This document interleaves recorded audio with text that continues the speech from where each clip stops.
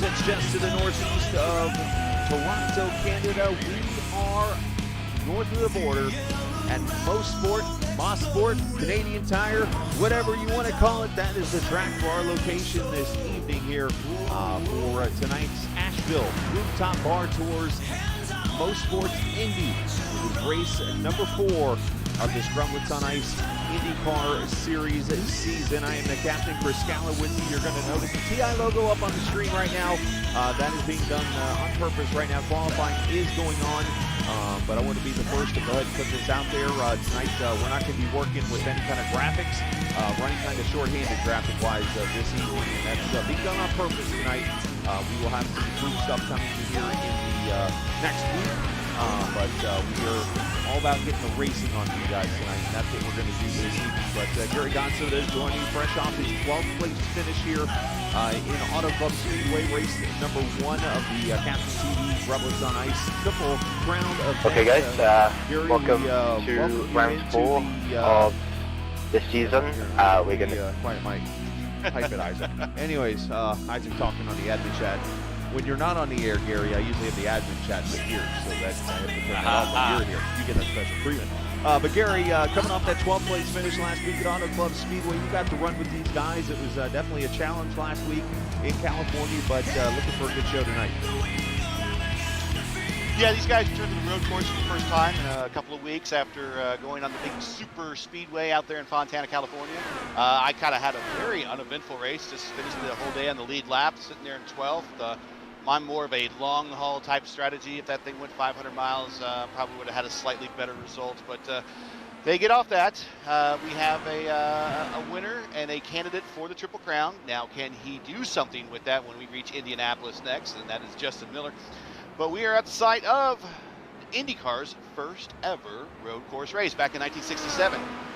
The legends of IndyCar have run here, from Bobby Unser to A.J. Foyt to road course aces of Dan Gurney and lesser known names like the Flying Hawaiian, Danny Angias. All those names have won here in the past at Mosport. We ran here 2 seasons ago. It almost helped decide, pretty much helped decide the championship.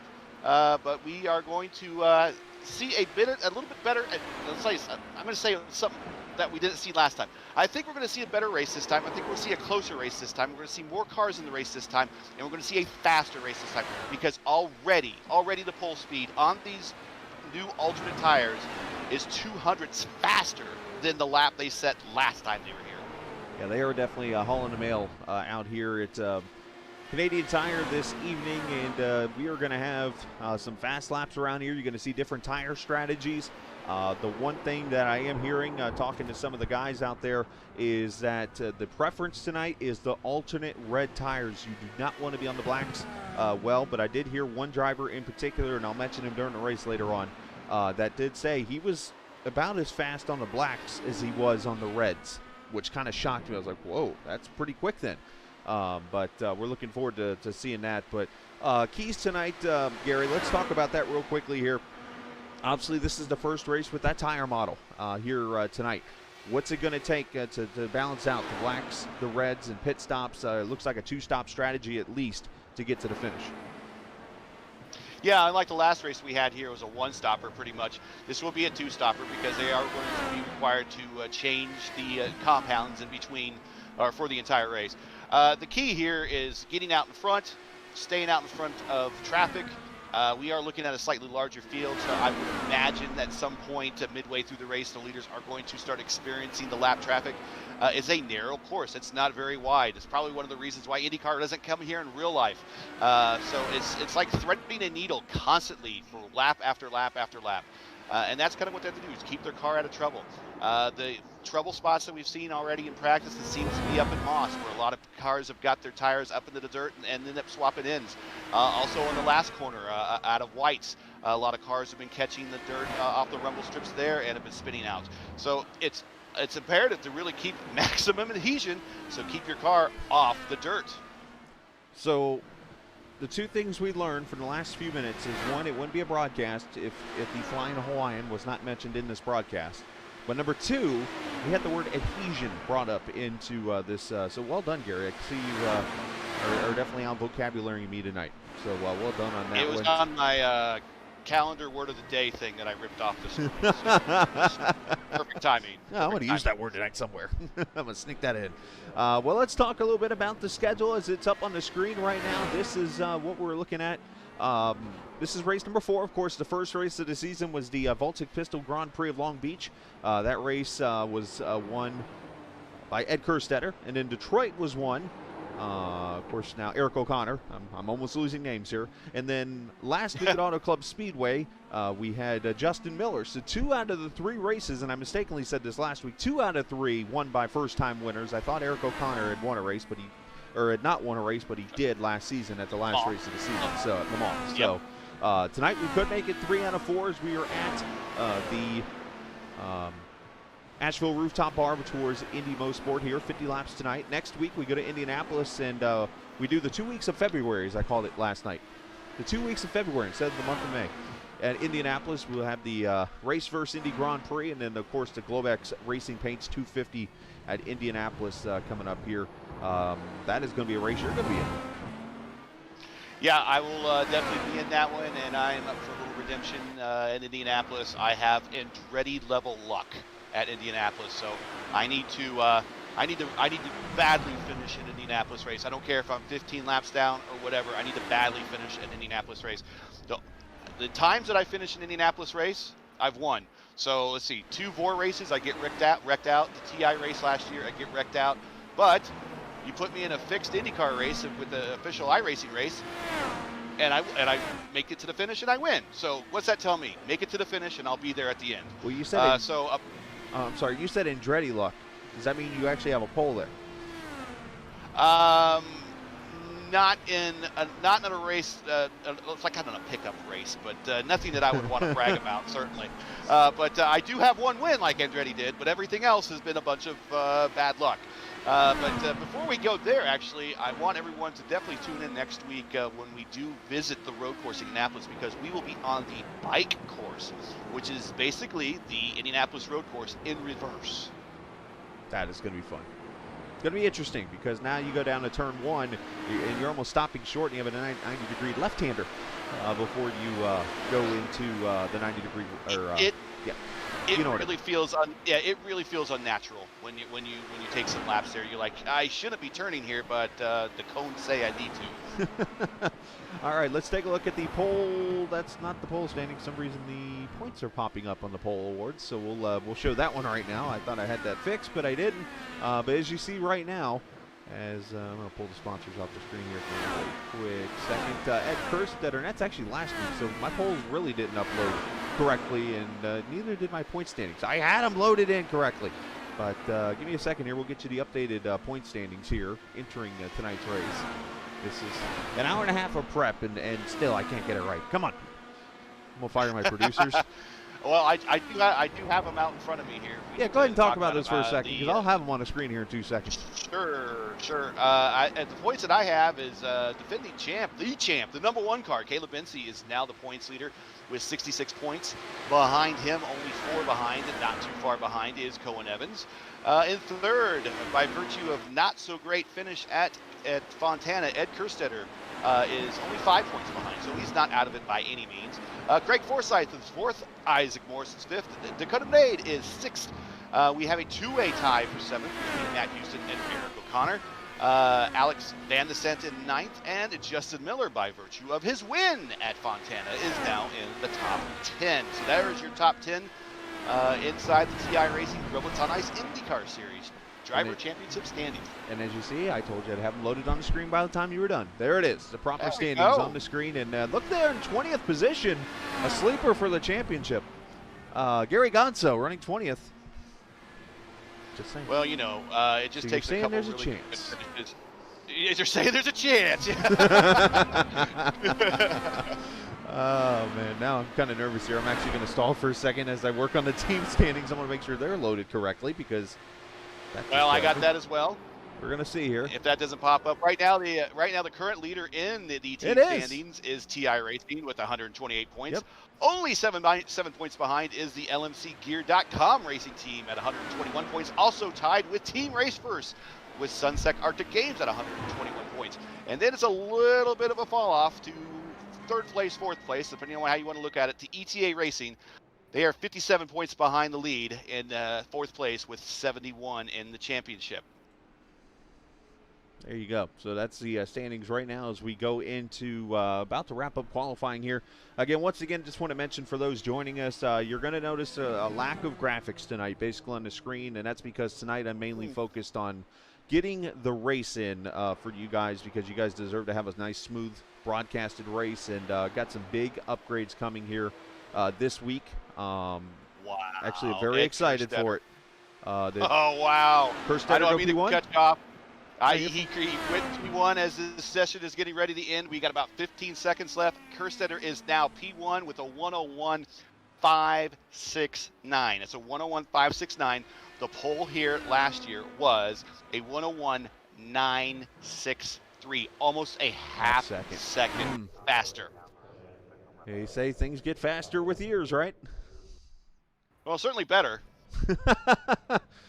Maybe smarter. I don't know. I don't know about the smarter part. I feel dumber each year, so I don't know about that. I do not know about that one. I cannot agree with that one yet. But if you look up at the top of the screen, you will notice there is a ticker here, so you will see who's running where at the top. That is what you're going to get this evening. There's the pole sitters, by the way. Ed Kerstetter going to get a second pole of the season along with Eric O'Connor and Dakota DeMed. They are the three pole sitters on the season. So as we look and the starting lineup here, drivers starting to kind of pop up on the grid here, and we will get that for you. But you'll see the names up there at top of the screen. That is how they are starting this race, including 13th position rookie Andrew McMurray making his debut tonight. Rick Evans making a return tonight after his race at Auto Club last week. Chris Lewis, he's not racing. He's just got his name up there because he's just trying to name drop us. That's basically what he's doing. He took some practice laps. He did take some practice laps out there, and needless to say, he did okay. He did better than I probably would. You know, if I were to just go out there blind without this is really a fun course to race on. And as an oval racer as I am, I even enjoy this track. You could build up a bit of a rhythm that you could get very used to. There's a very flowing track. It's not awfully technical, but it does have some challenging areas where you have elevation changes, which tends to make the car light at times. It does have some tight corners, which require you to have some throttle control. I find it's a very fun track. So even if you're an oval racer, you might have some enjoyment here. I have run this track a couple times in a truck, and it is a fun track. It's challenging because there's elevation changes, as you've mentioned. But the challenge factor is really interesting because you got a corner. This last corner is one of the tricky corners. We'll talk about this last right-hander before you get on the pit straight. You get I don't know if it's just an off-camera corner or what it is, but it's so easy to spin out on that corner. Yeah. But turn one, downhill right-hander, and then of course you come to a 90-degree or almost 180-degree turn three corner. That's a left-hander here as these cars roll off here 4 laps. The 50-lap race this evening going to make up tonight's Asheville Rooftop Bar Tours Indy Mosport. And of course, if you look down in the bottom of the YouTube page in the race info section, you will notice there is a couple of links there for you. One is for our main sponsor of the series, of course, the Grublet on Ice Indy Car Series, and also for the Asheville Rooftop Bar Tours.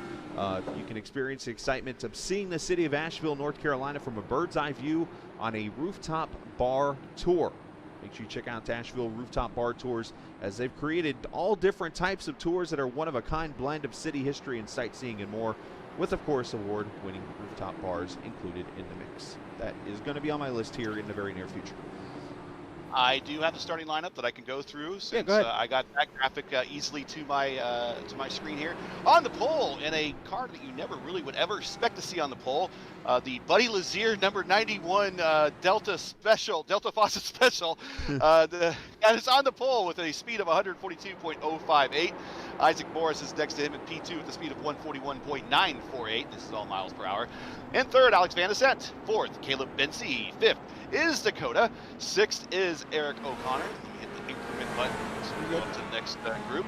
Should see Tom Carpenter, I believe, there in row number 4. We got P7 is Adam Plunkett. P8, Tom Carpenter. P9, Cohen Evans. P10 is my man Shane Coogan. P11 is Craig Forsyth, who finished on the podium last year here, or last time we were here actually. Home track. 12th is Herrick. Let's get to the next group here. Good thing we got this long lap.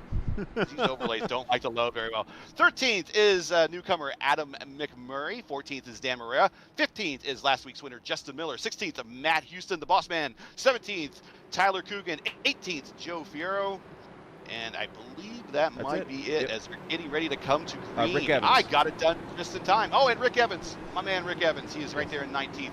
He got in there just at the last minute. So let's see how well he can do. He did pretty well in a truck here when I wasted with him in a truck. Here we go. Get ready to go green. Yeah, green flag is out, and here we go with the Indy Mosport. Great jump by Kerstetter. Asheville. Sorry to be to get you off. You're fine. Kerstetter with a great jump. By Kerstetter. Well, it's been a couple weeks since we've been. Oh, Morris off into the grass. That's slowing him down. He's going to put him in the clutches of Van de Sant. Got to be careful getting those tires off, especially right now. Van de Sant has the position. Van de Sant has the position. And he's man! Right off into the curve. Oh my goodness. Alex Van de Sant, after being one of the fastest cars in practice, goes straight at turn 4, I think that is. Oh my gosh. Let's see. Now, for the replays, I'm at the old school list tonight, so you're going to see me actually rewind it like on old VCR here. So we're going to get to see. Well, that was actually in Quebec corner. That was a Quebec corner, so that's just a sweeping right-hander, and it actually it's tighter at the beginning than it is at the end. So if you go in too hot, you're going to shoot right off like he did. So we'll like to see how well he recovers.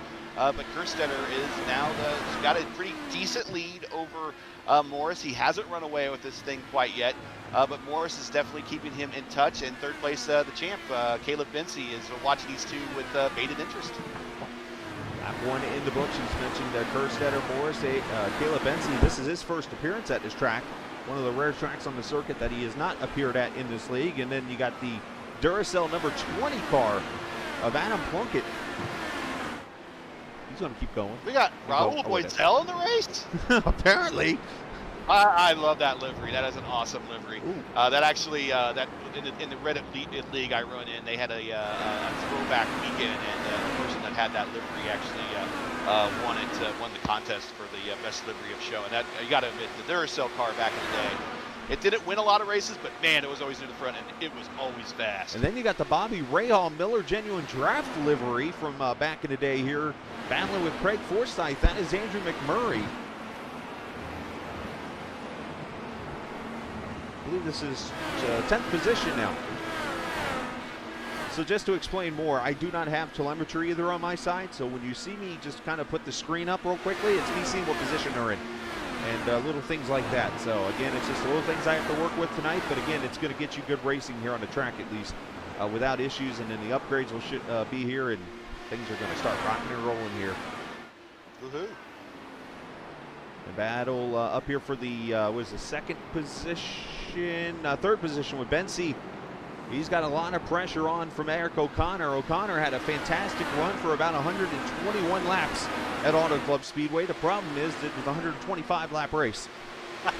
I've been there before, yeah.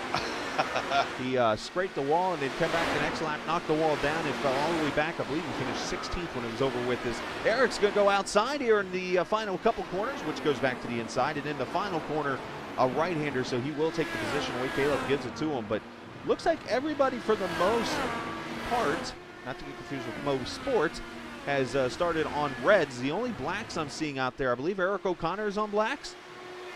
Yeah, O'Connor is the only one among the leaders. Then the next car back is actually, that's on a different compound, is Matt Houston at 15th. Now, I mentioned off the air I mentioned during the pre-race, there was one driver I talked to that said he was just as fast on the blacks as he was on reds. That driver was Alex Van de Sant. Unfortunately, did not make it through turn 1. He is back on track, though, however. 19th, I believe he's 2 laps down, or is he a lap down? Currently 19th. He did make an extended pit stop. Still showing him barely on the lead lap. He was in there for 132 seconds, so he had some damage to repair. But at this point, probably he's wishing for some off-road tires instead of a pair of primaries and alternates. Well, he probably towed and used the reset. might have been a toe. We didn't see I didn't see the result of the impact. So. It knocked the whole left side off the car. I mean, he tire buried it. And that's a shame. I mean, we've been talking about he's been having it rough as of late. He had a pretty decent California. He was kind of racing around me a lot of the time. I think he finished with a solid top 10. Came back this week at the Velocity Online Racing race on Saturday and won Indianapolis. Their 300-miler there. Jealous of mine. But I guess it does. The sun doesn't shine very long. It just picks and chooses when it wants to come out. It's partly sunny in the weather of Alex Van de Zandt. Please note that this is coming from a guy from the state of Indiana where the sun shines once a week. Anyway. Well, definitely time of the year, yeah. So watching this battle back here, the 7th, 8th, 9th positions here. You got, you mentioned the Royal Boiselle paint of Adam Plunkett, Shane Coogan. Also is in here, Forsyth, the hometown guy there, and McMurray back there. This is a 5-car battle. They were almost side by side a couple times back here. 4 position. Cohen Evans also in this battle. Oh, wow. They are just, for a while, Eric O'Connor actually went purple. Kerstetter went purple. And then as soon as Morris crossed the start-finish line, he went purple. So O'Connor, for about a lap and a half, had the purple lap on the primary tires. And then as the Kerstetter and Morris came ripping through the start-finish line there and broke the eye, they both went purple on their respective laps. Morris at a 1:02.350 is a purple lap. That could be something to watch later on, too, seeing black tires being the fastest lap. Wonder how good Eric is on the reds. That could be kind of scary. Cohen Evans in the wall over in Moss Corner. Oh, no. Hit right in front of the camera. Second LMC gear car to go off track here in the opening laps. Happens right in Moss Corner. He made the first corner. Problem is there's 2 in Moss Corner. Oh, you know what? He might have went to avoid the car in front of him there, locked up the tires. Oh, and that is a corner destroyed, so that's a tow. And that even worse, he missed a tire barrier. barrier. He's going to try to drive it back. Yeah, he missed the tire barrier by like an inch. Yeah, that thing is not a good start for the LMC guys. Currently showing Unscheduled Andrew stop McMurray for in the pits on lap 5. Yep. Yeah. Yep, lap 5, unscheduled stop. Fierro jumping in at lap 6. I don't know if that's scheduled for him or not. Maybe to get rid of the reds and go on to the primaries. And Isaac loses it a little bit coming out of Moss. He has now lost touch with Kerstetter. Kerstetter is starting to pull away, and he has now over a 2-second lead. There is that Kerstetter going down the Andretti straight, which isn't so straight. But it's the only place they can use push to pass really on this track effectively. Yeah, because you get, what, 20 seconds of it, and you run that straightaway for about 10 seconds, I would say. Yeah.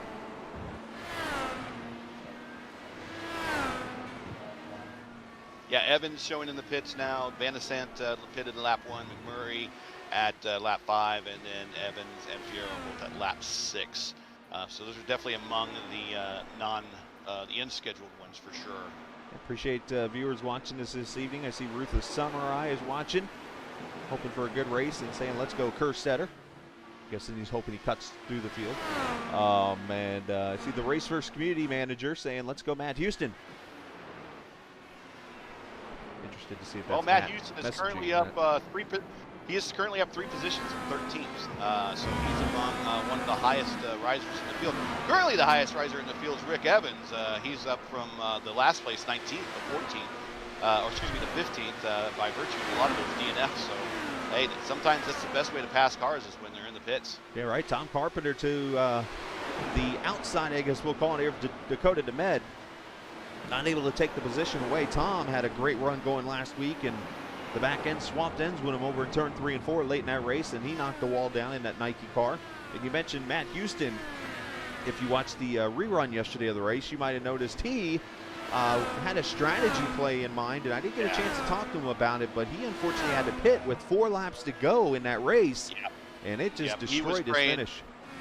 He was praying for a caution there at the end. He was playing the fuel game. And, I mean, you have to admit those races at those 2-mile super speedways tend to have long green periods because they're nice and wide. And then it turns into a fuel strategy game, and he was playing it. All he needed was 1 caution. All he needed was 1 caution, and he would have survived. He was playing the Takuma Sato strategy. Hey, whatever works. Oh, what? Oh, Whatever Craig works. Forsyth is off. And is that Jim Herrick? If so, that is the third and fourth LMC gear cars off the track. It is. Oh, my gosh. All 4 LMC gear cars have either spun or hit the wall in the first 5 laps. And it looks like Morris is coming up to, or excuse me, Kerstetter is coming up to put a lap on Evans. Yeah, and Cohen's getting a blue flag from admin. Let's see what happens here. Looks like just a sequence of events here. Forsyth just goes into Moss corner too hot, loses the back end. And then Jim is going to come in, and he's going to get to the second corner too hot and spin. So the only 2 cars that participated in the 24 Hours of Daytona race. Sorry, Cohen's pulling over and letting the leader through. Excuse me, voice crack there. Letting the leader through, and now he's setting sail to look at the gearbox of Rick Evans. Still maintaining that about a 2-second gap. He's got a couple more lap cars here coming up on here. Joe Fierro's one. The other one is the 70 car, Rick Evans here. They're coming to put them a lap down here very early in this race as we are 9 laps in. 23 laps, I was told, is the max they can go on fuel, but I don't see that being the strategy with being a 50-lap race. I can see potentially you could break this up into a 15-15-20. You could break this up into a 20-20-10 potential deal, and maybe that 10 being the blacks. But I think the less laps you see, or I think the more laps these guys run on these reds, obviously the less you're going to see them run. The blacks is up. Isaac spins. Spins 2 cars track there. is blocked. The road. Wow. Eric O'Connor makes his way through, it looks like. Yep, Caleb Bensey gets through. And Dakota should have a run down the straightaway here. A lot of people having issues in Moss. Yeah, it's a very tricky corner. It's a very tricky corner. And there's a lot of rubber being laid down there, so it's starting to get very slippery. Everybody's got to be, oh, whoa, whoa. Cohen almost got ran over by Isaac there going into, or not Cohen, but Caleb Bensey in the last 2 corners there.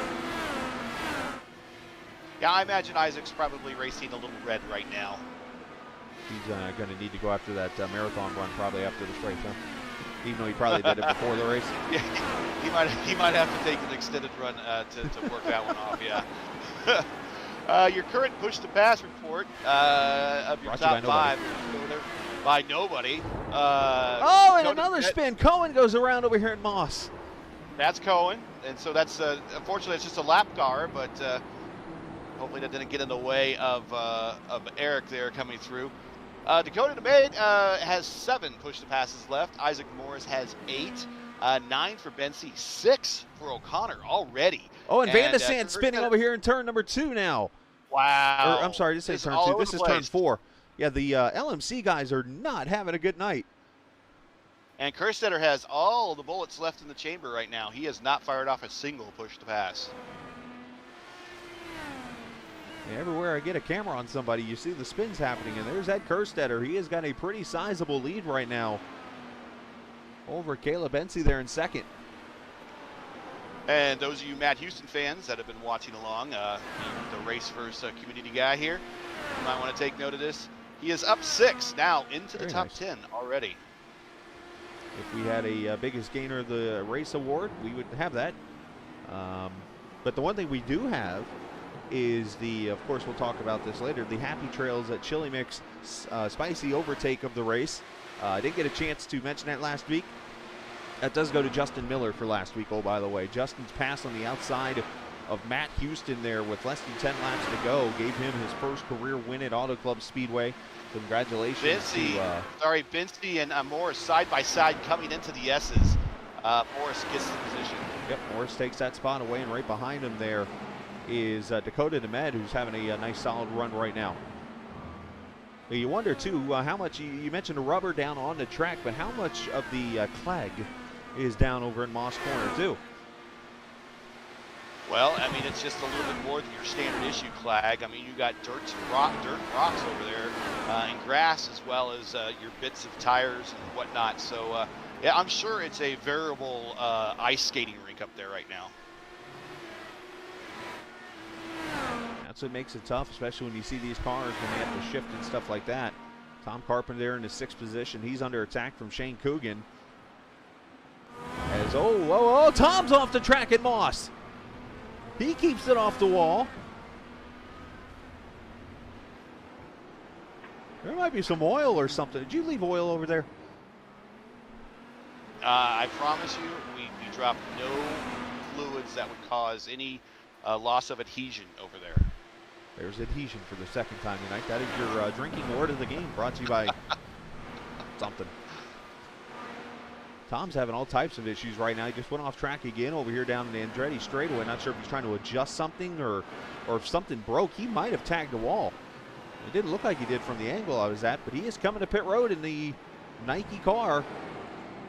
That car's definitely got a rock to it. And right behind him, Kerstetter coming up. Kerstetter is right on the gearbox of last week's winner, Justin Miller, and Justin is trying to stay on the lead lap. Yeah. There's a car that spun off right in front of everybody right there in Moss. That could have been a calamity. Oh, and he makes a contact with Isaac Morris. Isaac Morris broadsides him. His left front is torn apart. Who was the car that was sideways? I'll have to see who the car was that was sitting there, but Isaac clips him. It's it's not Eric O'Connor, it's Rick Evans. Rick Evans is just sitting there, and Isaac just clips him.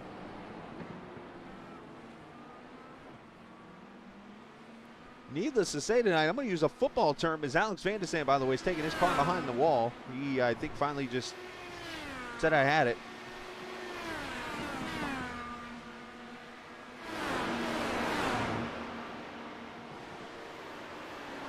And we got Tom again off into the Tom grass off. over there. Boy. Out of Quebec. Tom's Diner is not going to be playing in his track tonight.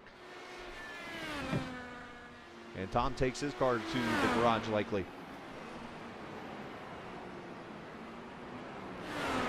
So in the team standings, in first place you have ETA, second place TI Racing, third place Race First, fourth place Race First, and fifth place is my NSRP team, as Shane Coogan has now cracked the top 5. Shane Coogan doing a great job. It looks like tonight just keep it on this track is going to be the key.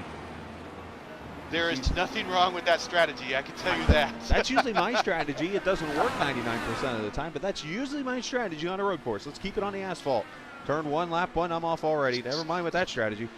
As you see, so Craig I'm Forsythe looking coming at off the the road. yeah, I'm looking at the stats now. I think a lot of cars stopped at lap 15. Another Forsythe, car off. Herrick, Houston, Matt Houston's off. Plunkett, And he's Houston, towing. and that is a tow. That is a tow. Oh What my goodness. is going on here? Currently 6th place is Dan Morera, up 8.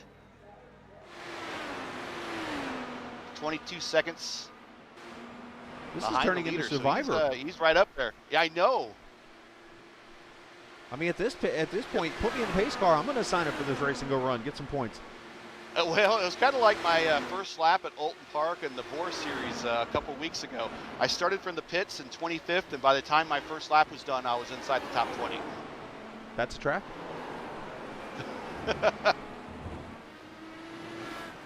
I digress. Anyways, Tyler Coogan running in the 13th position. If that was a joke, I'm sorry, you lost it on me. You broke up right when you said it. So I just said that's a track. That's all I said. that's a trek, yeah. Top 5 positions in 1 lap. I'll take it. Yeah. Alton Park. I got opinions about that. Anyways. Yeah, I know you do. Dakota DeMed running in the 4th position. Dakota just holding on right now. Has done a great job in this race. He won the pole, of course, last week at Auto Club Speedway. The video game creator. Yeah, 8 cars are on the lead lap currently right now. 8 cars out of the 19 that started. We're only at lap number 17 of this race right now. Yeah. Currently, the last car in the lead lap is Miller, and he's about 54 seconds behind the lead. So he's about 10 seconds, give or take, from probably more like 8 seconds from getting lapped. Matt Houston might have had a connection issue because it says he fell through. So I wonder if he black screened and that's why he went straight off track. He was having actually issues last Wednesday, and I'm wondering if those are coming back to haunt him. He might be on the phone with the Comcast in the morning. Of course, on the other end, you hear womp, womp, womp. Yeah, womp, womp, womp, womp, womp, womp. You hit 0 about 15 times to get the operator finally. Adam Plunkett up here in the Duracell car. I got mixed up earlier, said that his battery keeps going and going. I forgot that's Energizer. It's the Energizer, yeah. Sorry, battery This is people. a copper top. This is a copper top.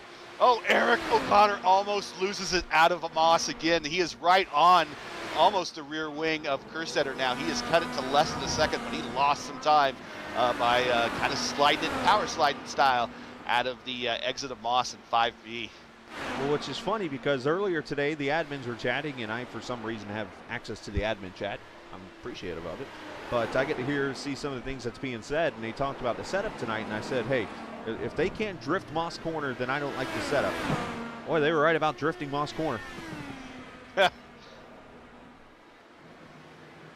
But here is Eric O'Connor right here on the back bumper now of Kerstetter here. So you wonder, and these are on the black tires now.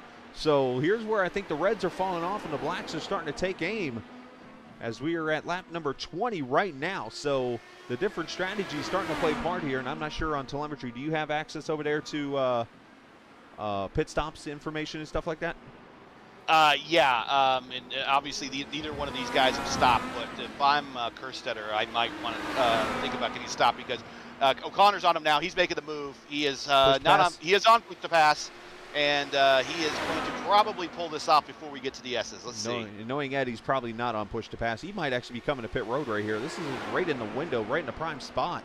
I would highly consider hitting pit road at this point. Let's see he does not. Nope, he's going to take another lap. So he's sticking to strategy. Which, if he gets to lap 23, that gets you to lap 46. Can you save 4 laps of fuel? You can't, right? That's going to be a mighty tough order. Really mighty tough, especially when you're not going to expect any full course yellows. He could maybe dial it down to fuel map or engine map 5 or even go down as low as 8. But I don't think they'll still save him 4 laps of fuel. We'll see. If he does, that is mighty impressive. I mean, that's going to be shades of like I immediately come to Charlie Kimball's lone win at Mid-Ohio a few years back when they did the two-stopper. When he pitted at lap 30 and 60, I believe, of that 90-lap race. The Moss Corner. My memory works at times. Yeah, it does. Yeah, it does. The Moss Corner is really turning into this track's version of Turn 9 at Watkins Glen. Oh, boy. Stick the camera there. I thought about it. But for those joining us tonight, we welcome you into the Asheville Rooftop Bar Tours Mosport Indy.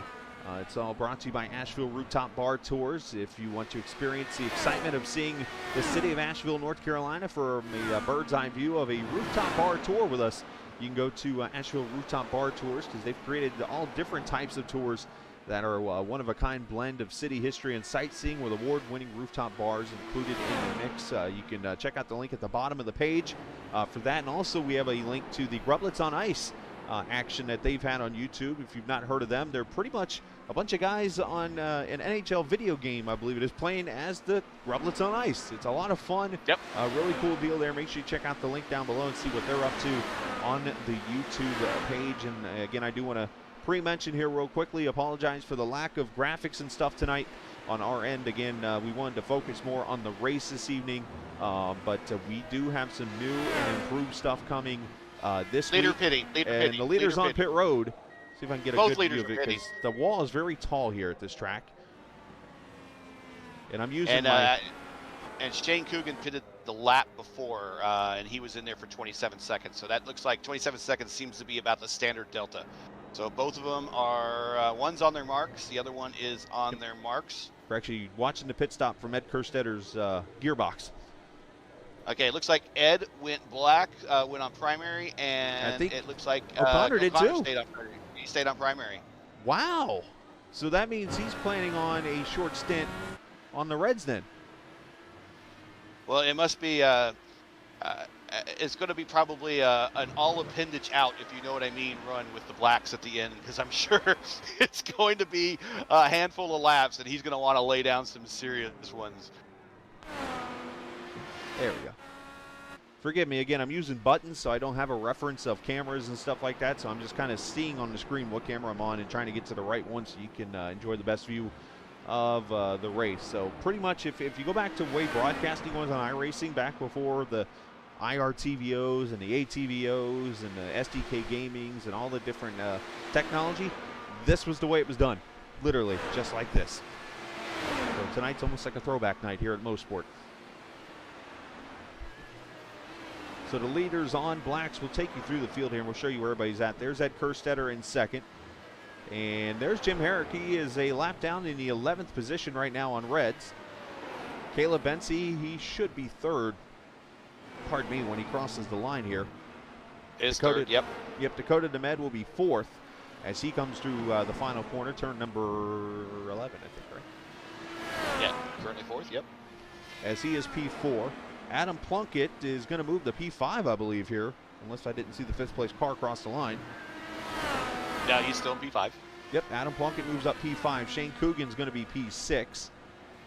The only bad part about using the buttons is that it goes to the guys on pit road too. Matt Houston right now 13th on the field. 7th is Justin Miller.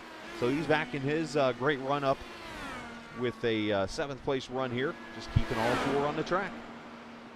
That's all you need. Dan Marrera running in the 8th position. Craig Forsyth, he is 9th. He is on the reds there. And then Rick Evans running 14th right now. And there's Joe Fierro in the top 10. Joe was, I've never really had a chance to talk to Joe. And Joe and I got to spend 24 hours with each other this weekend. And really, really cool guy to talk to. California is where he lives, but he's from down in the Columbia area.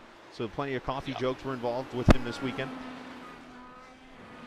And he's a TI driver, and there's 2 affiliated TI teams, and all 4 of their drivers are in the top 10. So 40% of the top 10 is controlled by your championship leading team and its satellite. So if you're a driver and you see all these guys are having issues in Moss Corner, do you make any adjustments yourself to the corner? Do you maybe stay in a higher gear to try to keep the wheel spin down, or do you just go ahead, you got the confidence, you know how to run that corner, and you just go in there knowing that this car is going to stick? Yeah, 2 things. So I'm probably, if I'm in this scenario, I'm in the mid-pack, so my best way to make up spots if I'm not passing somebody on the track is hopes of someone screwing up somewhere else. So where do I minimize my risk or find those areas that everyone's screwing up and not screw up in that one area? So I would be probably braking a little bit earlier, coming down that hill, going into that turn, being a little bit more gentle on the throttle, probably using second gear in order to come out of there without as much wheel spin. Those are things that I would exactly be doing, is I would be minimizing my risk in that one particular corner to help solidify my spot in the current standings in the hopes that somebody else goes up there and screws up, and then I can pass them laps later. Because you're second gear probably through the first section, and then you go to first gear down at the final Moss Corner, the second of the 2? Yeah, the second of the 2 is a more of a 90-degreer. So yeah, you'll want to be in first gear to get that launch off, but you can do it in second gear if you want to. And as you know, we do have a sponsor again for the ride-along lap, and I think this is a pretty good time to do it, and I think I've figured out the right guy to do this with tonight. Of course, your ride-along lap is brought to you by Sunset Arctic Games, and we are going to ride with the winner from last week around Mosport or Canadian Tire Motorsports Park. Let's show you a lap on board with Justin Miller, last week's winner from Auto Club Speedway. Here's a lap around Mosport.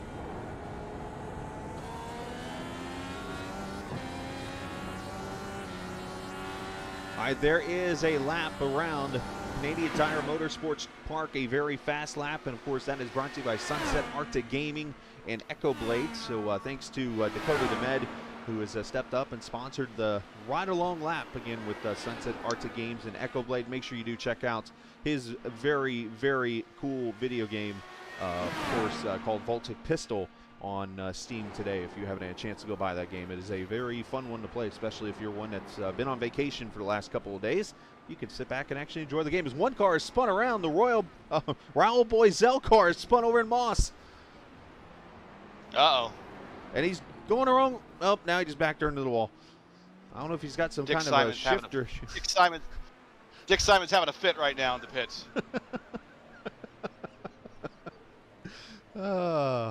Tough break there for Adam Plunkett, who's really driving that car. I'm assuming Dick Simon was the crew chief or the engineer. Sorry, they don't have crew chiefs there. That would be that's the owner. Oh, never mind. Yeah. Dick Simon, I don't think ever won an IndyCar race. Oh, another car off in Moss. Jim Herrick, he's out here playing in the dirt. Uh-oh. He keeps it off the wall, though. I guess this would be a good opportunity to say hi to Jim like we always like to do. So, hi, Jim. He had the clear visor on at night last week at Auto Club. His eyes were looking all focused. This week, he's not going clear visor. So Dick Simon is better known as before coming into auto racing, as a championship downhill skier. So it's kind of a weird kind of crossover. You hear of, maybe people that rode motorcycles or that type of thing. Or hey, Rick Mears did off-road trucks, right? Right. But do you hear very many downhill skiers going into racing? Not very often. So there's your one downhill racer that became a auto racer.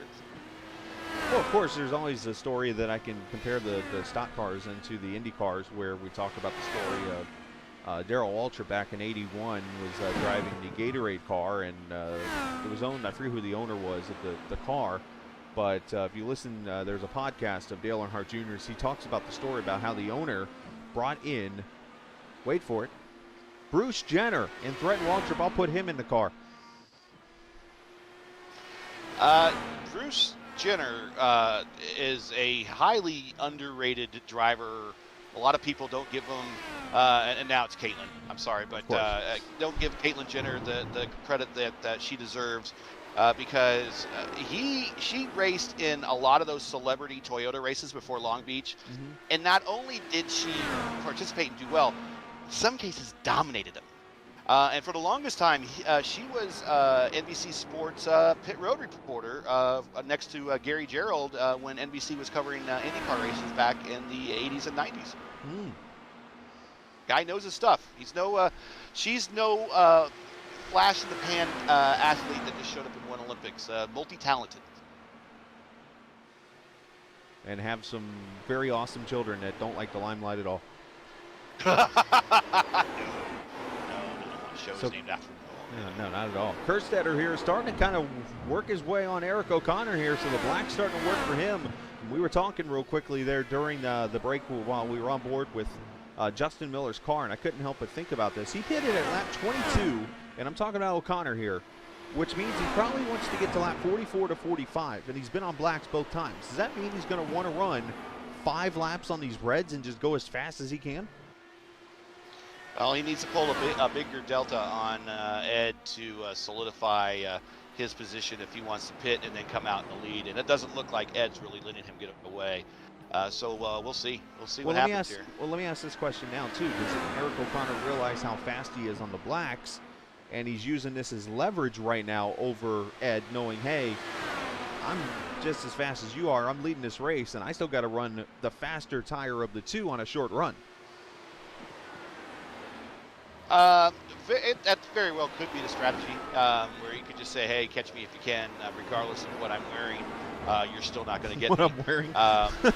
Yeah. Hopefully clothes.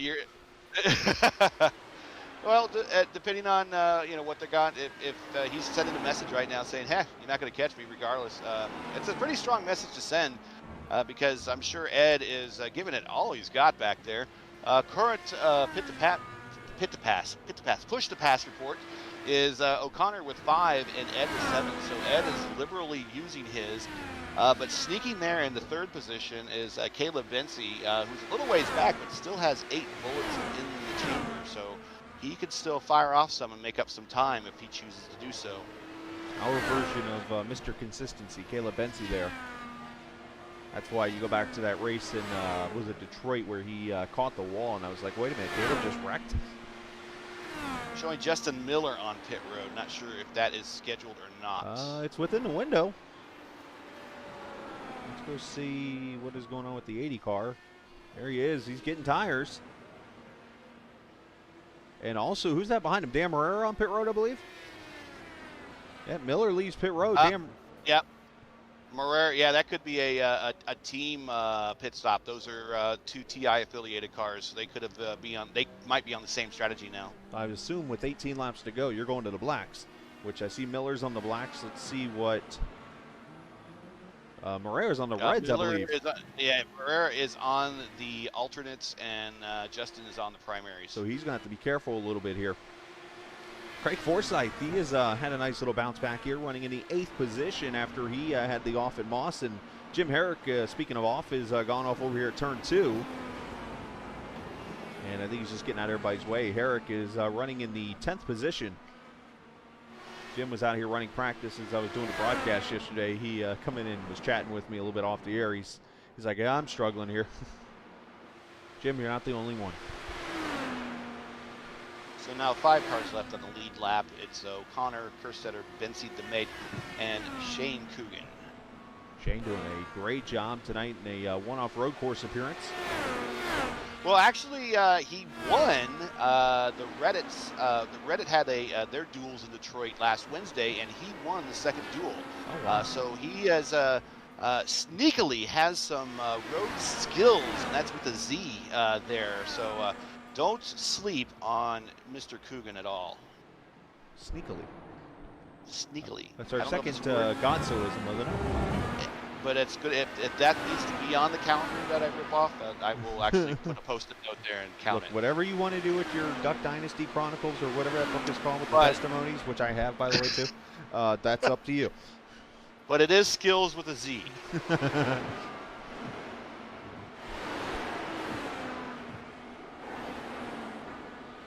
Which, by the way, I guess I should ask you up there. It's kind of off the racing topic a little bit. It was announced while we had our issues here last few weeks, and I haven't had a chance to talk to you about it. Indianapolis is going to be the first, of course, with the whole COVID situation, going to be the first place to host all of one tournament for the basketball season coming up here in March. I'm not going to say the proper name of it because I don't need somebody coming after me with a pitchfork. But that March basketball event. And I'm pretty sure that the hype up there in Indiana right now is pretty big, knowing that you're going to have like Banker's Life and obviously Mackey and all these places hosting college basketball games in March. Did they have the actual list of venues? I believe. To see. Go ahead. No, I know that Banker's Life is one. I believe Lucas Oil is one. I think they're actually putting 2 courts there. I know Mackey's going to have one.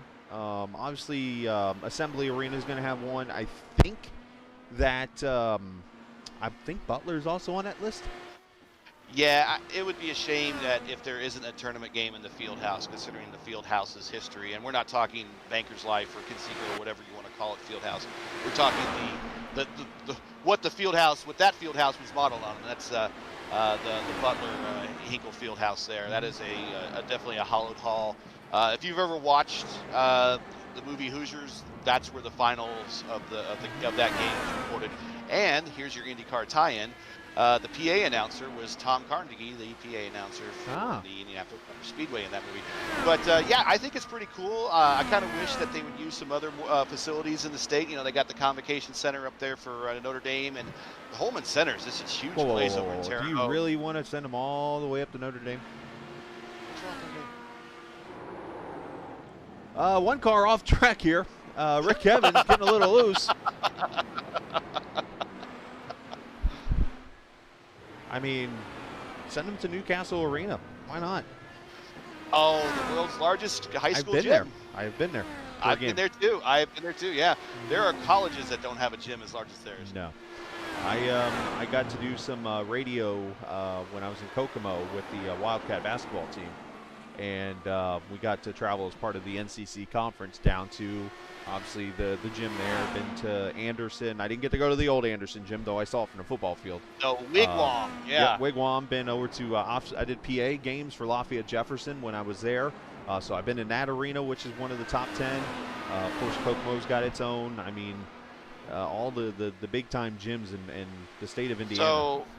So if you're in Texas, you know how they love football down there, Yes. and how their football stadiums are. It's the same here in Indiana Yes. with high school basketball stadiums. They are actual arenas. They're pits that you walk and you look down into, and there's Yes. the court. So it's going to be pretty exciting when they actually have some ball that they can throw down for the tournament.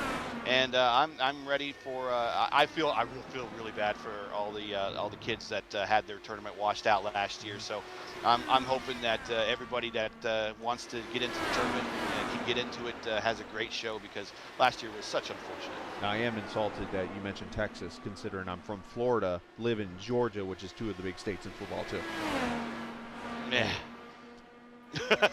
Just saying. Anyway. Yeah, let's look up here at the battle for the lead. Kerstetter's still right there in the back bumper of O'Connor, so he's done a great job. Yeah, he's not letting He's not letting go. And the question's going to be, does Ed try to overcut O'Connor for the lead, or does he follow the leader and say, hey, I think I can be faster on these reds than you are? I'm assuming that you're going to see Ed go to reds.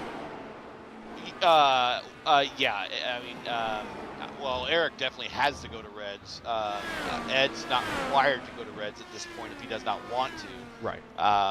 At this point, since Eric's not pulling away, the second Eric pulls in, I'm just going to pull in behind him. Really, I'll just have to keep that eye open for that duck in the pit road, because Eric's. Actually, you know what? I don't even know really if Ed can save that gas. I don't think he really is, though. So I expect them to probably both come in at the same lap, really. But the thing is, and try to run it out. I've always learned is, if I you're mean, running, they both can almost come out in front of Caleb if they hit at the same time. I just more look at the situation of, if you're the leader and second place decides that. If the leader pits and you come in right there behind him and you're just as fast as he is, then you pretty much are finishing second. So why not do something different? Why not try to do the overcut or the undercut in this situation and pit after or before? And if you happen to mistime it and he pits before you, run a hot lap and see if you can get out there. I mean, we're going to find out really soon, like within 5 laps, because we just crossed 10 to go. And one of these guys definitely has to make that tire change. Now, Dakota DeMed, he's been on pit road. He is on the reds now with 10 laps to go, so he is set to go. I believe Caleb has been on pit road for his second stop. Oh, they both lose it in Moss. Moss gets both the leaders, and Eric gets away, I think. So I bet you they're pitting this time. And did Ed get the wall? I don't think he did. I think he just got up into the dirt and had to gingerly move it out onto the tarmac there. Yeah, he didn't. But Eric got away with it. He just did a 4-wheel slide. Yeah, he did. And he's pedaling it coming out of whites there too. So he's taking it really easy. He's kind of wiggling the car going into turn 1 there, trying to make sure that everything's sticking. Kerstetter is on pit road at lap 41. Ed Kerstetter is in. That's the pace car, Chris. I'm trying to get to Ed. There is Ed coming in 4 tires and fuel. Let's see if the tires switch colors. Yep, to the reds he goes. Kerstetter has 2 push-to-passes left. O'Connor has 4. So let's see now if Eric starts to push it here, because obviously he's going to want it. And Caleb Bensey is also on pit road now, right there in the back. Trying to get it to work. There's Caleb. So Caleb is now making his final stop, and let's see if I can see the red sidewalls from here. He goes blacks. And I tell you what, Eric, looking at the Delta, Eric might be able to pit now and come out ahead of. And Ooh, he's late entry. He might be able to, if he hits his marks and everything, he might be able to come out ahead of Kerstetter. We'll see. This is going to be exciting right here. I thought for a second it almost looked like a last-second decision to just hang that right and pit. I'm going to put the camera on Kerstetter here for me. He's coming into the yeses. And he switches to reds, Eric is, which he has to do here with 10 laps to go. And he's coming to 8 whites. laps to go, sorry. And now he's on the front straight.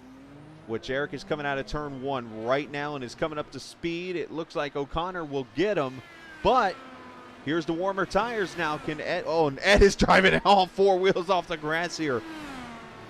He is going for it. Yeah, he knew that was his shot. He knew that was his shot. Now, earlier, Ed was faster on the reds. So let's see if Ed can hit his marks. He might be able to go hawk down Eric O'Connor here and go for the win here, unless Eric was holding a little bit in the bag maybe. And, of course, they still got 8 more times to go through Moss Corner, so anything can happen over there. Well, Ed just used his last push to pass, so he's going to have to do it with his left foot now by itself. No special help, and O'Connor still has 4. Right, so if he needs to defend, he's good to go. I hope he's driving with right foot. I'm just going to put that out there. Left foot kind of concerns me. Right foot, sorry. My bad. He's got to brake with his left foot. I mean, I don't know what foot you drive with, but I misspoke. That's all I did. fair enough. Then again, I've known of people in the state of Indiana up there to drive with their left foot at times. In the left lane. You know, down in Kentucky, they write TGIF on the end of their shoes, and you know why? It's his toes go in first. Oh, so jeez. There you go. I don't have sound effects. Sorry, there's your rim shot. So 7 laps to go. Oh, he's cut the lead down to under 3 seconds now. He was at over 3 seconds. Now it's 2.2. He is cutting into it. I mentioned earlier, Ed was Ed O'Connor. No, not his name. Ed Kerstetter was fast on those reds earlier. It's what got him the pole, and he is leaving it all on the track right now. Under 2 seconds. Maybe there's a strategy behind O'Connor going on the reds late because he didn't feel good on them.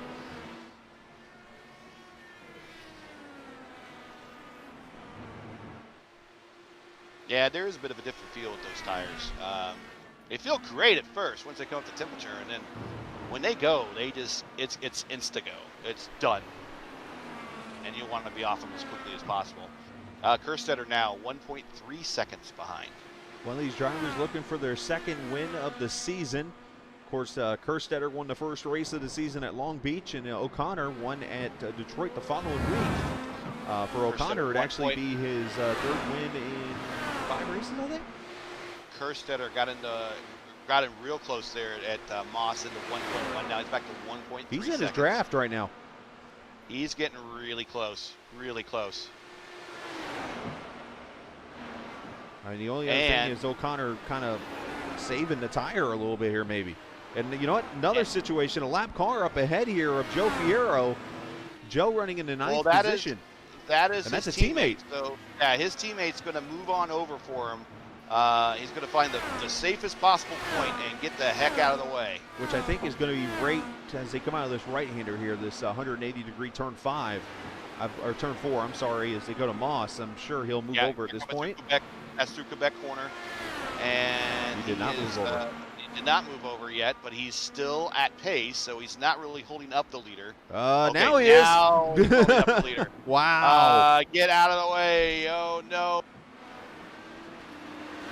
That was just bad timing. That's just bad timing. I mean, Joe, you can't say he did anything wrong. He has every right to the track, too, but just bad timing. So now in front of Eric is now 5th place Shane Coogan. So Shane is every bit of on pace as he's wanting to stay in the lead lap.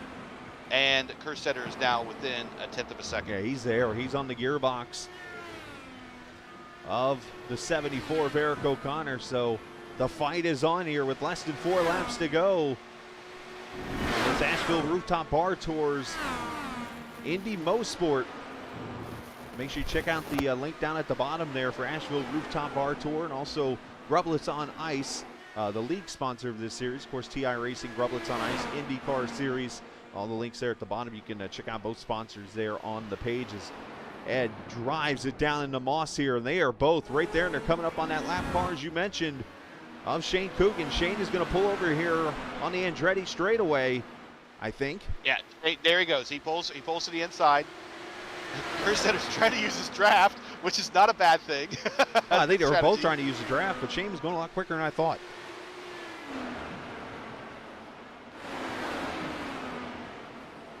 Now, of course, I'm having memories of the couple NASCAR races I've watched here where in that corner I've watched people just getting their clock cleaned out, going to the checkered flag. I don't think that's going to happen in these cars. Kerstetter, 0.175 that time by. Now he fell back to 1.4. So it just shrinks and grows according to the braking zone. Well, and of course turbulence now right playing a little bit of a factor. This track is not a slow track, so I mean turbulent air is going to play a role in these wings. No, you're absolutely correct. Ed is now looking for that line. He's getting him on entry there. He's got him on entry big time, and he's getting him on exit. Who is going to make the mistake? Will O'Connor be able to hold him off? Will he have the ice in his veins?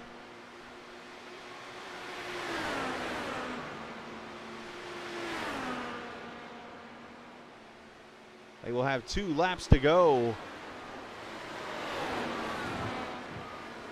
Ed kind of falling off there a little bit in these final 3 corners. Maybe he's just letting these tires recover, and he's going to give her one last run. 2 to go. Still got some time. Oh, and O'Connor, purple, 101.659. So he might have saved the best for last with these tires. Exactly what he did. He probably let Kerstetter get to him and said, all right, time to go.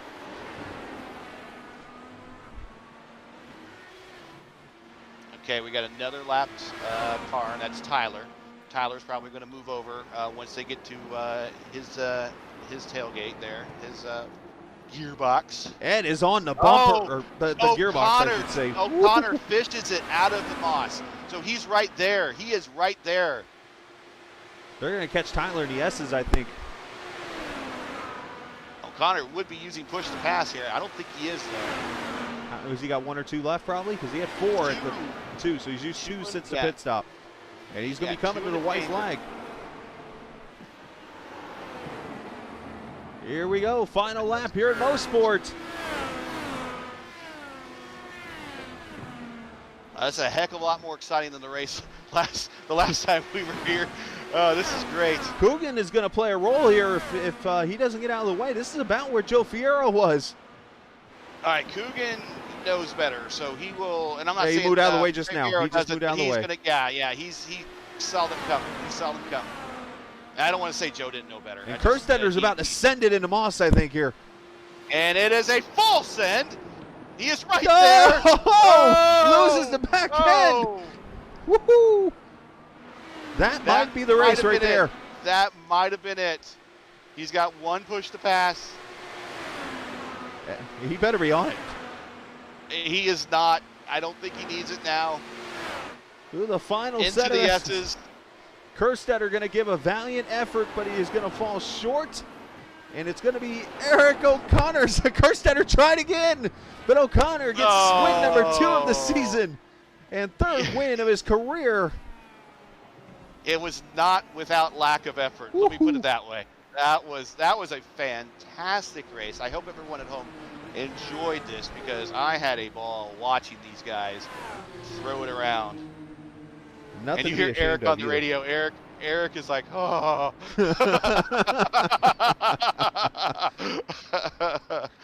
Good stuff. That's good right there. And Caleb Bensi, I believe, is going to finish in the 3rd position if he's even crossed the line. Hey, here he comes right now, finishing 3rd. What a finish when it's all over with. Appreciate all the viewers watching tonight. And, of course, I know it wasn't the best of scenarios broadcast-wise, but you know what? I told you I wanted to put on a good race for you guys, and that's what we got tonight. And you will be rewarded next week, I promise. All right, so let's take a look at the finishing results. We'll show it up here on the screen, you'll see. Eric O'Connor wins it by 1 second. That's only because that went off track pretty much over at turn 11. Caleb Bensey going to be the final car on the podium. He will finish in the 3rd position. Dakota Nemeth finishes 4th, the final car on the lead lap there. Shane Coogan 5th. Justin Miller backs up his win with a 6th place finish. Dan Marrera, great finish for him, finishing 7th. Forsyth going to finish 8th after his off-track issues. Joe Fierro 9th. And Jim Herrick, a top 10 for him. I'm sure he'll be thrilled about that as he's there doing something. Tyler Coogan finishes 11th. Matt Houston 12th. Rick Evans 13th. Adam Plunkett 14th. Isaac Morris going to finish 15th. I'm sure he's not a happy camper right now. Tom Carpenter 16th. Cohen Evans 17th. Alex Van de Sant 18th. 2 unhappy LMC guys right there. And Andrew McMurray in his debut race, I believe, finishing in the 19th position. And Chris Lewis, well, he was the admin tonight, so he, I'm not going to say he doesn't count, but he doesn't count. Let's put it like that. Let's see, I'm trying to think back here really quickly to what lap it was. Off the top of my head, but there was the pass that O'Connor made on Kerstetter. And I want to say, was it after the pit stop or before? The first pit stop? Yes. It was, that right before the first. It was right before the first pit stop. So that's gonna be a lap 20 because I want to go back. That is going to be our pass of the race. Yeah, that is the moment of the race there. I would agree to that for sure. I mean, there were a couple of nominees. I mean, Justin Miller made up a ton of spots, by the way. Yes, he did. He made many moves of the race. So props to him, especially coming off that win at Fontana. But yeah, that pass right there, right before that first pit stop, proved to be really the winning pass. The pass that made all the difference. Yeah. Gave him control when it's all over with, and get this all set up for you. Unfortunately, like I said, I don't have the buttons, so I got to kind of do this manually. But yeah, this is going to be the Happy Trails Chili Seasoning Mix Spicy Overtake of the race. It's coming out of Moss Corner here. Eric O'Connor on lap number 20 on those black tires. I think Ed had worn out the reds by now. And Eric got a good run off of Moss and then just takes the run down the straightaway here and makes the pass, which ended up setting it up for the win.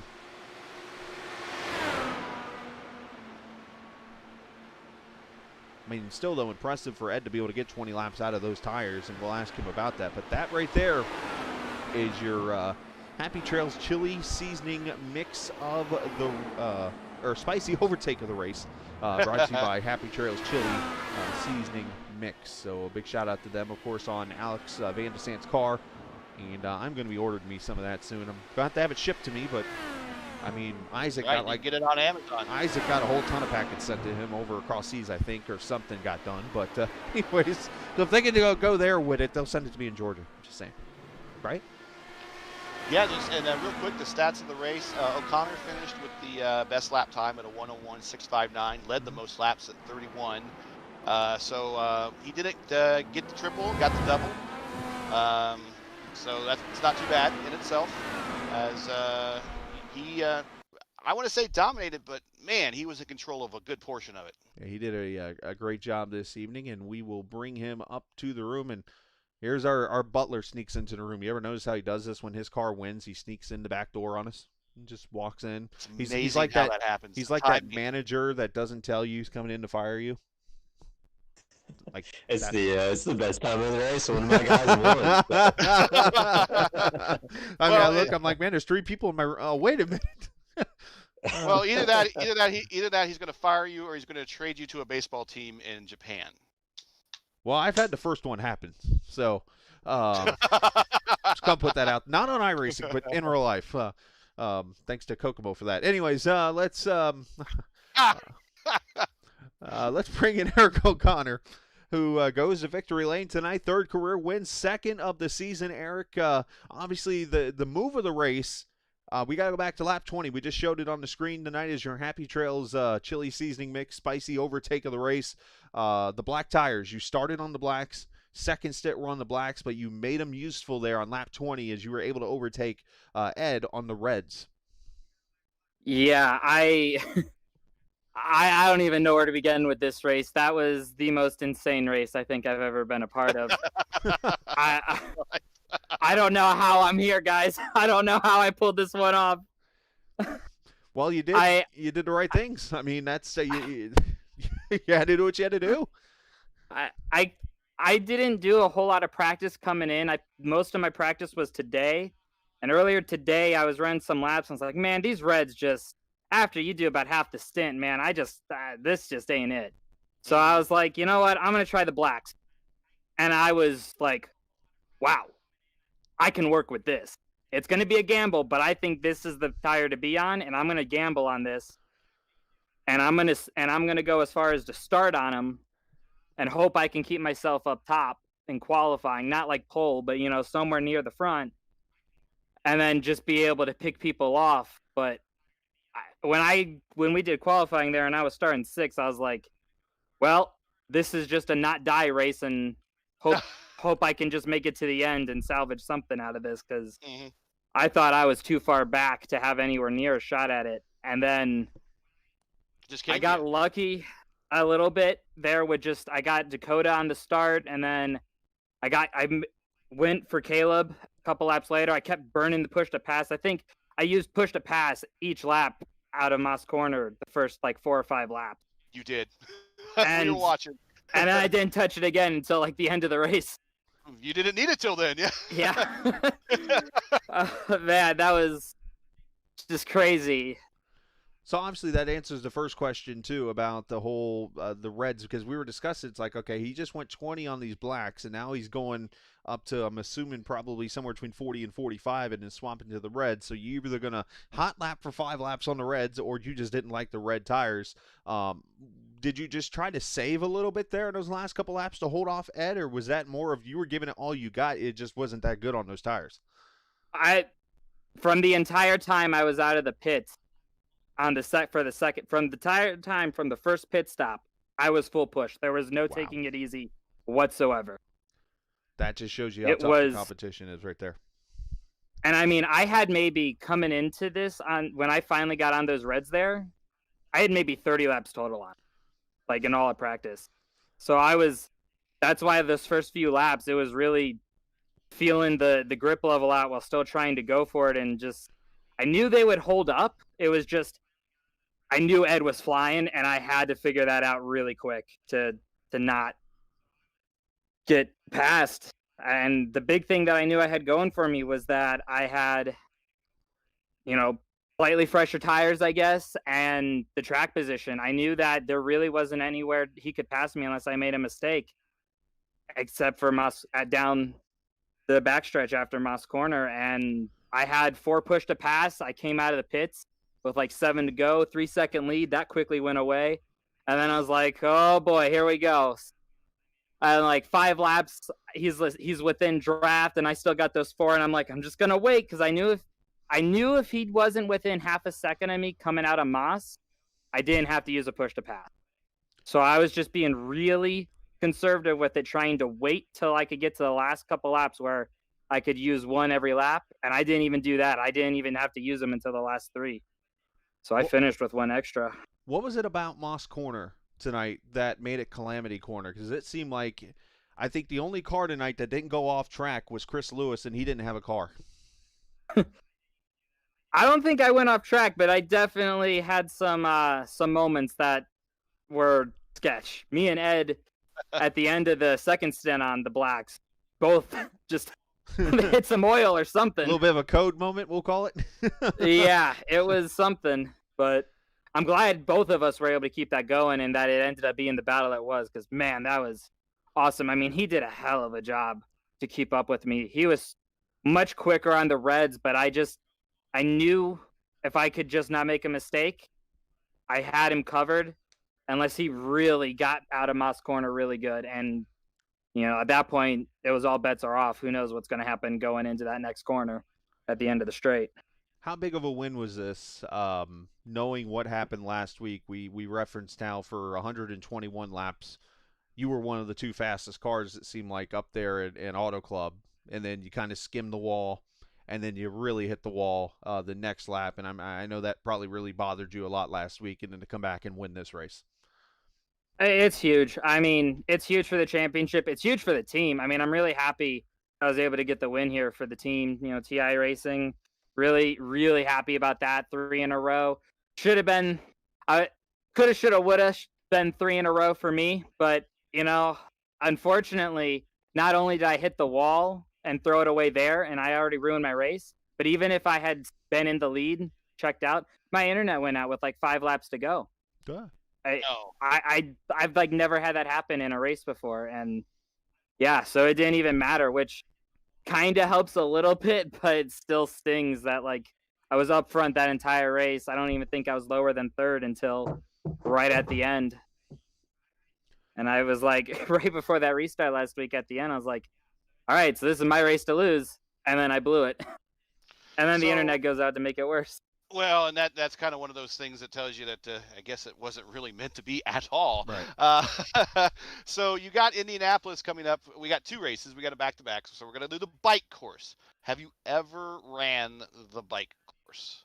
Not the bike course, but I'm pretty decent at Indy GP, the regular GP layout we have here on iRacing.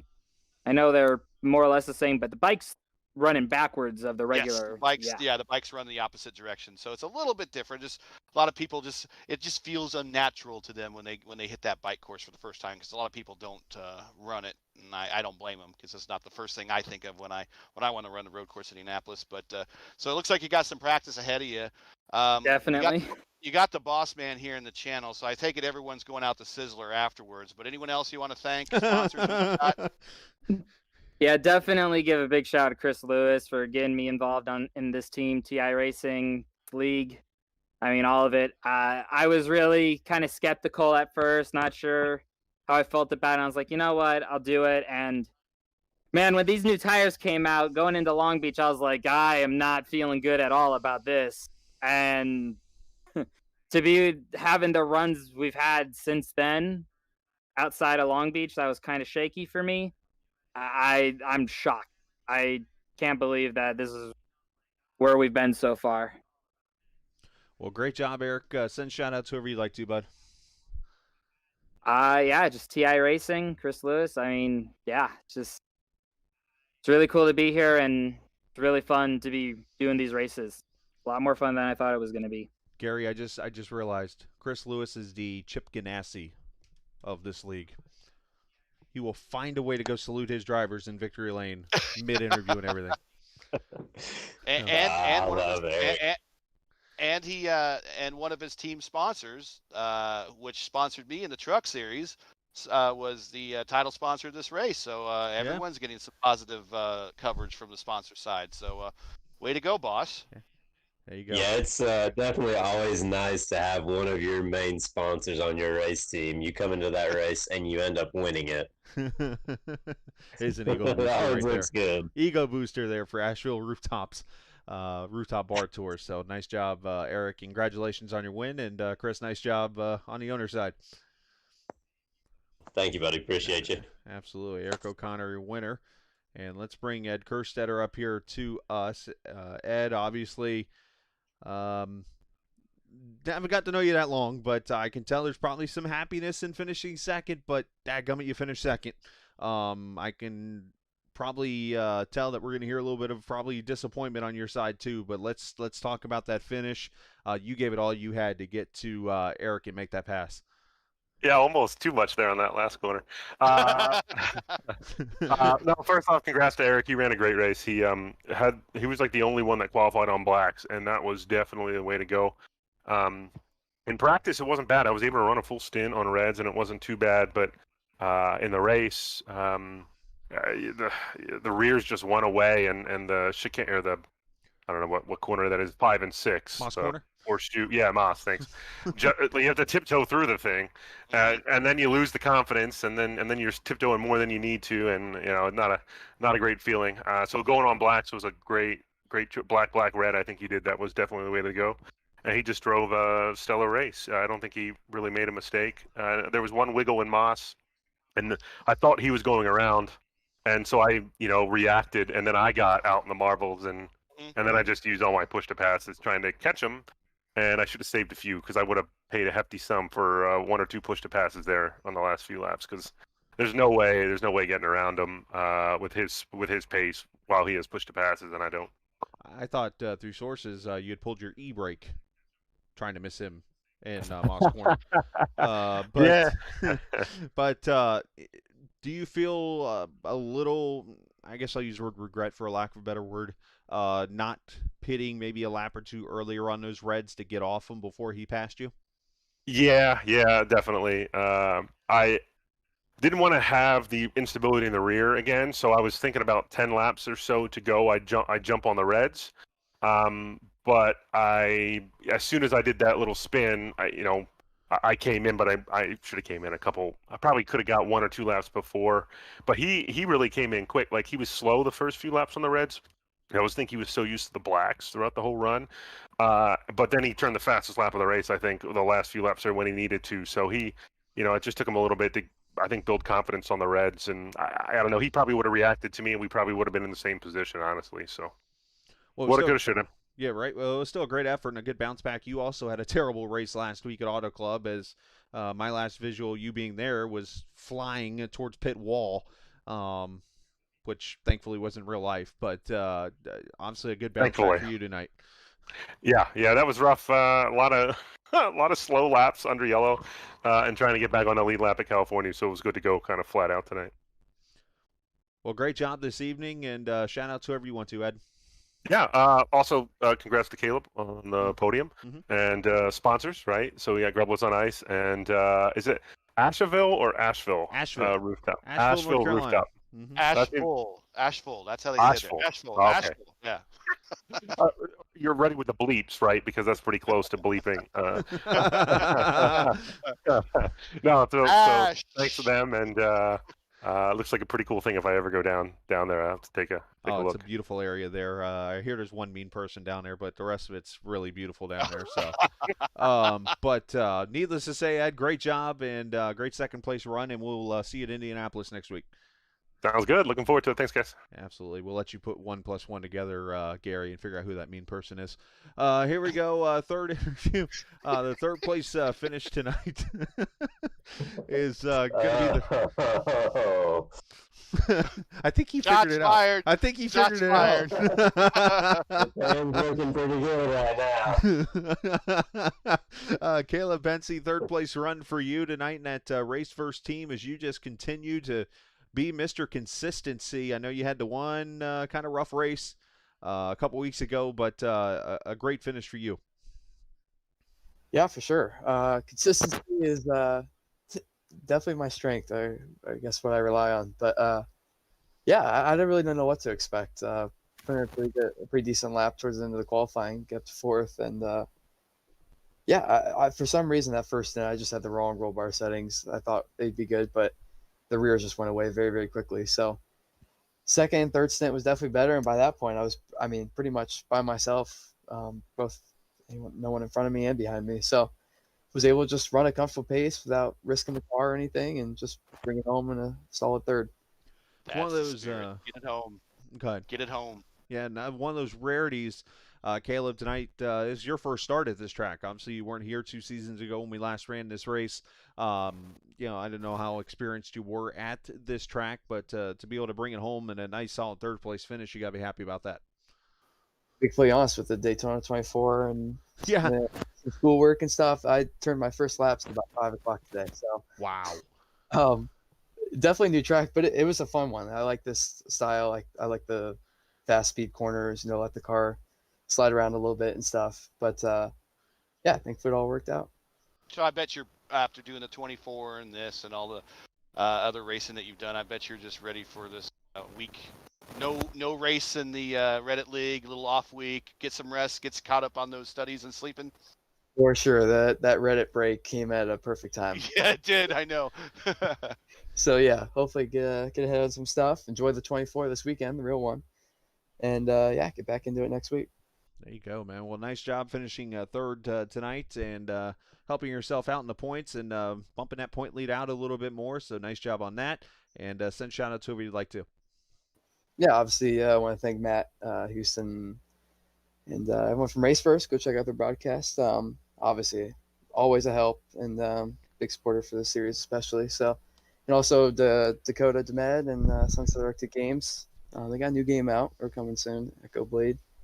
So yeah, just want to thank those two, and then I know there's some family and friends watching. So shout out to you guys. Thanks for tuning in, and glad we can get a podium. Absolutely. Nice job, Caleb, and congrats on that third, bud. Thanks, Chen. Thank you. Appreciate it. Absolutely. Caleb Bensey finishing in the third position. And Gary, before we take off, any final words before we head down to Indianapolis? Well, I'm very glad that this particular race was much more exciting than the last one, because the last one was a bit of a snooze fest. And we actually had to call a lot more action this time. Last time I had a lot more filler full of IndyCar history and stuff that we had to read because it was such a walk-away fashion by Alex in that particular race. So I'm excited that we had an exciting race. I hope everybody at home watched this. Everybody at home, if you liked what you saw, tell your friends about it. Like, share, subscribe to Captain TV.